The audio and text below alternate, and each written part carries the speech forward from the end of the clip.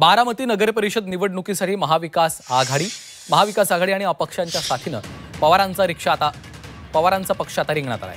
योगेंद्र पवार यांच्याकडनं एकत्रित निवडणूक लढण्याची घोषणा करण्यात आली आहे। महाविकास आघाडी अजितदादांच्या राष्ट्रवादीला आता टक्कर देणार आहे। बारामतीमध्ये आपण पाहतोय अजितदादांच्या समोर बारामतीमध्येच आव्हान उभं ठाकलेलं आहे। महाविकास आघाडी आणि अपक्षांच्या साथीनं पवारांचा पक्ष आता रिंगणात उतरलेला आहे। एकत्र येऊन हे इलेक्शन आपण लढवणार आहे। मग आता आपल्या सोबत शिवसेना पण आहे, उद्धव बाळासाहेब ठाकरेंची शिवसेना पण इथं उपस्थित आहे। आपले काँग्रेसचे इंगोले साहेब आता इथं आले। आपल्या सोबत वंचित बहुजन आघाडीचे सगळे इथले नेते कार्यकर्ते आहेत। काही अपक्ष उमेदवार आपल्या सोबत आलेत आणि राष्ट्रवादी काँग्रेस शरदचंद्र पवार साहेबांचा पक्ष